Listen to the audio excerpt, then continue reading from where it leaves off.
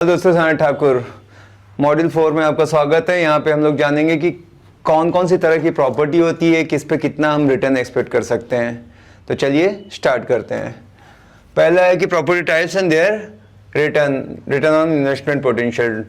तो प्रॉपर्टी के प्रकार, उनका रिटर्न और इन्वेस्टमेंट हम देखेंगे। तो पहला आता है residential versus commercial versus land. तीन तरह की प्रॉपर्टी होती है, रेजिडेंशियल, कमर्शियल एंड लैंड या प्लॉट आप जो बोलते हो। इसी में अब कमर्शियल में ही इंडस्ट्रियल आ जाएगा, ऑफिस स्पेस आ जाएगा, शॉप आ जाएगा। बहुत रेजिडेंशियल में जो BHK होते हैं 1, 2, 3 BHK, villa, row house, bungalow, penthouse, ये सारा जो रेजिडेंशियल का आ जाएगा। तो कौन सा ज़्यादा तीनों में से सही रहेगा, चलिए हम उनके डिटेल में समझते हैं। रियल एस्टेट में तीन मेन कैटेगरीज होती है। रेजिडेंशियल प्रॉपर्टी क्या हो गए, फ्लैट्स हो गए, अपार्टमेंट्स हो गए, बंगलो हो गया, विला हो गया, पेंट हाउस हो गया, जो रहने के लिए वो रेजिडेंशियल। हाई रेंटल डिमांड रहता है इनका, क्योंकि ज़्यादा लोग हैं, शिफ्ट होते हैं तो उनको चाहिए होता है।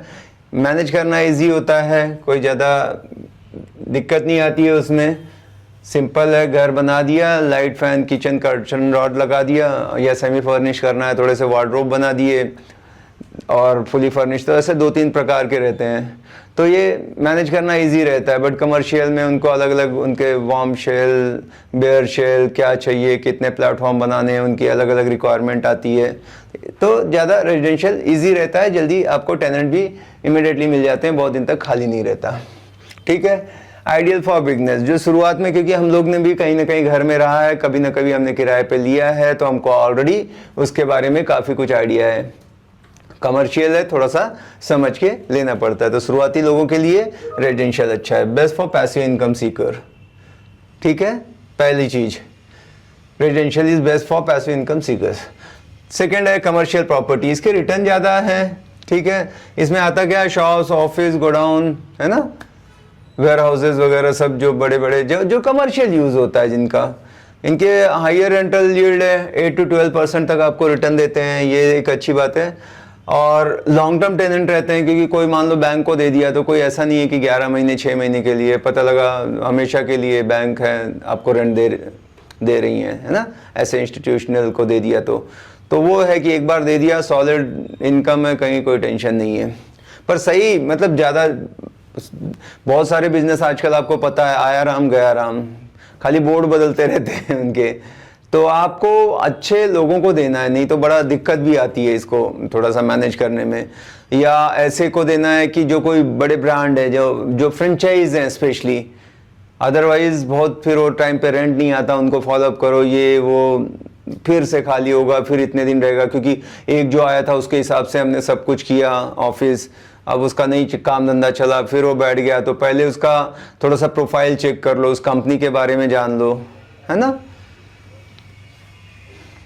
लॉन्ग टर्म टेनेंट मिलते हैं जैसे बताया था, पर इनिशियल इन्वेस्टमेंट और रिस्क भी ज़्यादा है। कमर्शियल प्रॉपर्टी के रेट भी ज़्यादा रहते हैं, महंगी मिलती है, और थोड़ा सा रिस्क रहता है कि इमिडिएटली रेंट पे नहीं जाएगी। स्पेशली बड़ा फ्लोर प्लेट ले लिया आपने, जहाँ पे 100 लोग बैठे हैं, तो वैसी कंपनी भी तो चाहिए क्या, रोज़ तो आती नहीं है वो कंपनी, तो थोड़ा कभी कभी टाइम भी लग जाता है। फिर आदमी को टेंशन आता है, इतना बड़ा प्रॉपर्टी है, हम एक्सपेक्ट कर रहे थे हर महीने 5 लाख रेंट आएगा, बट 8 महीने नहीं गया तो लॉस हो रहा है ना आपका। तो वो एक ध्यान रखना है। तो जो एडवांस्ड इन्वेस्टर है उनके लिए बेटर है। बिगनर के लिए रेजिडेंशियल से आप स्टार्ट करो, बट अगर आप इसमें चैंपियन बन गए हो, रेजिडेंशियल में आपकी हो गई 3-4 प्रॉपर्टी और रेंट दे रही है, अभी उसमें सब बढ़िया है, थोड़ा आप और रिस्क ले सकते हो और मजबूत हो, पैसे वैसे का कोई दिक्कत नहीं है, तो आप पोर्टफोलियो में कमर्शियल प्रॉपर्टी भी ऐड कर सकते हो, तो बैलेंस हो जाएगा। लैंड और प्लॉट के बारे में तो अप्रिशिएशन हाई, बट रेंटल नहीं होता, खाली ज़मीन रहती है, बट अप्रिशिएशन बहुत अच्छा होता है इनका, क्योंकि आजकल लैंड मिलना मुश्किल हो गया है। और मतलब अभी तो थोड़ा सा स्लो है, मतलब डिपेंड करता है कहाँ लिया है, सब ओके है पेपर वगैरह, तो क्लीन टाइटल ज़मीन ही नहीं मिलती है। तो आपने पृथ्वी का हिस्सा ले लिया, लैंड ले लिया, तो फ्लैट अपार्टमेंट में ना जमीन अपनी ना आसमान अपना, वो सब ऐसे, बट जमीन का बात ही अलग है। बट यही है कि रेंट नहीं मिलेगा, लॉन्ग टर्म इन्वेस्टमेंट के लिए वो अच्छा है ना। पैसे थे आपने क्योंकि उसको डाल दिया, बढ़ा रहा तो अच्छे रिटर्न देगा, प्राइस बढ़ जाएगी तो। डेवलपमेंट और लोकेशन पे बहुत डिपेंड करता है। आसपास अगर डेवलपमेंट हो गई एकदम से प्राइस बहुत बढ़ जाएंगे। जैसे मैंने लिया था तो मुझे बहुत सस्ते में मिल गया, मतलब मुझे मिला था एक 10 लाख के में गुंठा के हिसाब से मैंने ले लिया था, और 2 साल में वो 20 लाख हो गया, मतलब डबल हो गया विद इन 2 ईयर। मैं बता रहा हूँ क्यों ऐसा क्या हुआ, वो आर जोन हो गया और वहाँ पे परमिशन वगैरह सब मिल गई फिर बनाने के लिए, नहीं तो उससे एकदम से प्राइस बढ़ गई। आसपास बिल्डिंग्स वगैरह आ गए और बहुत जल्दी कर गया एक्चुअल में। अगर रहता तो आज वो जो है 10 का 50 लाख का, 50 भी नहीं 70-80 का है। तो मुझे बड़ा पछतावा होता है कि थोड़ा जल्दी में बेच दिया, काश मैंने वो रखा होता। पर उसमें यही था कि 2 साइड से रोड था, कॉर्नर का प्लॉट था, तो ऐसी चीज़ों की बहुत वैल्यू बढ़ती है। उसने रेंट नहीं दे रहा था, वही मुझ पे प्रेशर बिल्ड हो रहा था, तो इस वजह से मैं थोड़ा घाई कर गया। और तब ये भी नहीं था कि आर जोन कब बनेगा, क्या होगा, ऐसा है। थोड़ा सा एयरपोर्ट के नज़दीक था, पर बाद में सब परमिशन, हाई राइज बिल्डिंग वगैरह आ गई, तो अभी होता तो 5 करोड़ की प्रॉपर्टी थी। ऐसे तो ऐसे होता लैंड में। पैसिव इनकम का ऑप्शन नहीं unless lease for farming commercial use, उससे कोई इनकम नहीं आता, कोई कमर्शियल ऐसे ही जब तक कोई नहीं ले लेता किसी, वो भी मेन रोड टच है, ज़मीन है तो अपनी दुकान उकान लगा लेते हैं ऐसे, अदरवाइज उससे कोई रेंटल नहीं आता। कोई फार्मिंग के लिए अगर मतलब ऐसे गाँवों में ज़मीन ले लिया, खेती कर रहा है तो बहुत कम मिलता है पैसा, तो वो है, पर जितना के बराबर है। पर लॉन्ग टर्म में प्राइस बढ़ेगा, वही सबसे बड़ा फायदा रहता है। तो अगर आपको वेल्थ बिल्डिंग के लिए, हाँ, तो ये जो है प्लॉट जो है ये इनकम के लिए नहीं है, पर एक वेल्थ आपका एक एसेट बन रहा है ना, प्रॉपर्टी में ऐड हो रहा है। 4.2 single family versus multi family homes. Single family homes, एक घर में एक फैमिली रहती है, वैसे है तो उसका मेंटेनेंस ईजी है, वैकेंसी मतलब खाली रह सकता है काफ़ी, क्योंकि एक ही गया तो वो खाली रहेगा, रेंट एक जगह से ही आता है। वहीं पे मल्टी फैमिली में आपको ये फ़ायदा होता है, एक बिल्डिंग रहती है उसमें मल्टीपल टेनेंट रह सकते हैं, तो उसके अंदर एक कोई खाली करके गया तो दूसरे से रेंट आ रहा है, तो आपका एकदम से जीरो नहीं होता। एक टेनेंट गया तो दूसरा रेंट दे रहा होता है, मल्टीपल रेंट के सोर्सेस होते हैं, थोड़ा ज़्यादा मैनेज करना पड़ता है, ये आ रहा है जा रहा है सब संभालना पड़ता है, या तो केयर टेकर वहाँ पे रख के लोग नॉर्मली काम कराते हैं, मतलब काइंड ऑफ वो बोलते हैं सर्विस अपार्टमेंट बना दिया। कभी कभी वो फूड वगैरह भी सर्व करते हैं सिटी में, क्योंकि कम पैसे में जो आते हैं वर्किंग बैचलर्स फ्रेशर्स, उनको नहीं मिलती है जगह, तो एक बना दिया छोटे छोटे ज़मीन लेके, और उससे फिर आपको हर महीने रेंट आ रहा है। और कोई नहीं मैनेज करना चाहता तो पूरा का पूरा वो दे देता है, एंड देन सामने वाला सब लीज करते रहता है, सब मैनेज करते रहता है। तो वो भी एक तरीका है जहाँ से आप पैसिव इनकम कमा सकते हो।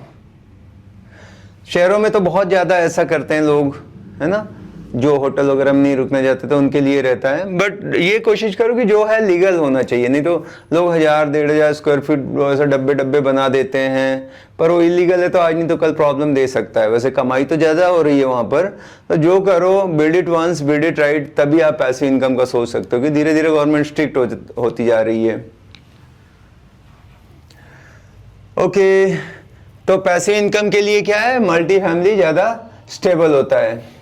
Lesson 4.3 vacation rental versus long term rental, क्या ज़्यादा ठीक रहेगा। वैकेशन रेंटल कैसे होता है, एयरबीएनबी स्टाइल का होता है, हाई डेली रेंट है ना, पर डे के हिसाब से चलता है, या 2 दिन 3 दिन के लिए जो आते हैं एयरबीएनबी पे लेते हैं। ये क्यों होता है कि जैसे 5 स्टार होटल में कोई रुकेगा, ये स्पेशली एयरपोर्ट के पास या जहाँ पे लोग आते हैं काम करते हैं, तो पर डे होटल में 5000 देना है मान लो, तो यहाँ 2000 में 1000 रुपये में जा सकते हैं। तो वो पैसा उनको तो क्या, एक बार फ्रेश होना है, रहना है, काम करना है, बाद में फ्लाइट से निकल जाना है।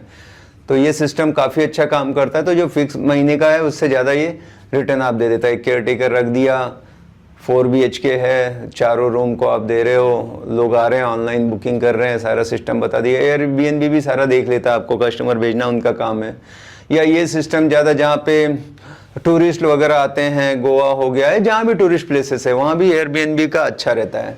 आजकल लोग बहुत होम स्टे वगैरह प्रेफर करते हैं, उनको एक उसका अलग ही मज़ा रहता है, इंडिपेंडेंट रहना है, ज़्यादा होटल टाइप का एकदम फॉर्मल नहीं चाहिए, तो वो भी एक है।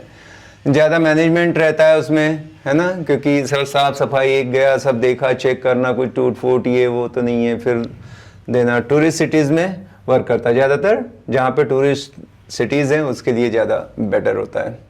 लॉन्ग टर्म रेंटल अगर हम देखेंगे तो स्टेबल इनकम होती है, लेस हेडेक रहता है, 11 महीने का एग्रीमेंट होता है जो हम लोग नॉर्मली देते रहते हैं ना। शॉर्ट टर्म मतलब 1-2 दिन 3 दिन के लिए है, लॉन्ग टर्म है अपना 11 महीने का मिनिमम रहता है, आप 2 साल 3 साल चाहे जितना दे सकते हो।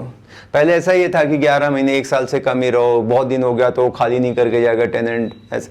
आजकल ऐसा नहीं है, आप जितने दिन का चाहो उस हिसाब से रेंटल बना सकते हो। नॉर्मली कोशिश करो कि शॉर्ट टर्म देना है, उसके बाद रिन्यू करते जाना है लाइसेंस को, है ना। अगर ठीक है, टाइम से रेंट आ रहा है, घर मेंटेन है, तो आप उसको कंटिन्यू कर सकते हो। ये है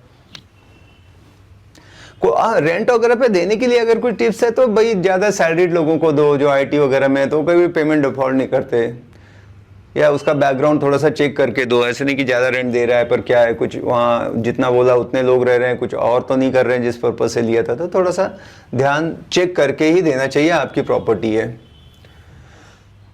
पैसिव इनकम चाहिए विद मिनिमम टेंशन, तो long term rental is better. एक बार दे दिया, भूल गए 2-3 साल, वो ज़्यादा अच्छा रहेगा। रोज़ रोज़ वाले में आपको दिमाग लगाना पड़ता है, ठीक है। तो REITs and real estate crowdfunding, ये भी एक प्रकार है। अगर आप प्रॉपर्टी नहीं खरीदना चाहते या बजट कम है तो ये 2 ऑप्शन ट्राई कर सकते हो। रियल एस्टेट इन्वेस्टमेंट ट्रस्ट, ये अभी इंडिया में चालू हुआ है, मतलब लीगल भी हो गया है। आप इसको चेक करो, जहाँ पे आप जैसे शेयर खरीदते हो ना, उस तरह से छोटा सा एक, जैसे एक कंपनी में एक छोटा सा आपने शेयर होल्डर बन गए, सेम कोई प्रॉपर्टी में ये पैसा डालते हैं और आप 500-1000 रुपए से भी आप इन्वेस्टमेंट चालू कर सकते हो। स्टॉक जैसा होता है 100-500 में इन्वेस्ट कर सकते हो, मंथली डिविडेंड आपको मिलता है, और सेबी से रेगुलेटेड है, तो मतलब आप सेफ हो। जैसे शेयर मार्केट को ना सेबी रेगुलेट करता है। उसके बाद क्राउड फंडिंग प्लेटफॉर्म्स हैं, मल्टीपल लोग मिलके एक प्रोजेक्ट में इन्वेस्ट करते हैं। मिनिमम 25-50 हज़ार से शुरू होता है, इससे ज़्यादा भी कभी कभी होता है। हायर रिस्क है, रिटर्न भी इसके अच्छे होते हैं, तो वो भी आप तरीका है जिससे आप इसको शेयर प्रॉपर्टी में इन्वेस्टमेंट चालू कर सकते हो। तो बिगनर के लिए जो है रियल एस्टेट इन्वेस्टमेंट ट्रस्ट जो है वो अच्छा बेस्ट है, जो पैसिव इनकम चाहते हैं बिना प्रॉपर्टी मैनेज किए। तो अभी हमने क्या सीखा, मॉड्यूल 4 में हमने सीखा है कि रेजिडेंशियल अगर है तो लो रिस्क है, स्टडी इनकम है, गुड फॉर बिगनर्स है। कमर्शियल हाई रिटर्न है बट हाई रिस्क है, हर जगह यही होता है, high risk high reward. For experience या एडवांस इन्वेस्टर जो पुराने हो चुके हैं, थोड़ा सा सब उनको पता है। मल्टी फैमिली रेंटल स्टेबल है कैश फ्लो के लिए, एकदम से जीरो नहीं होती income. Long term rental less management, more peace. और real estate without buying real estate करना है तो वो भी एक तरीका है जिससे आप रियल एस्टेट में अपना पैसा पार्क कर सकते हो, वहाँ से रिटर्न एक्सपेक्ट कर सकते हो। तो यहाँ पर मॉड्यूल 4 ख़त्म होता है, मिलते हैं मॉड्यूल 5 में। Thank you.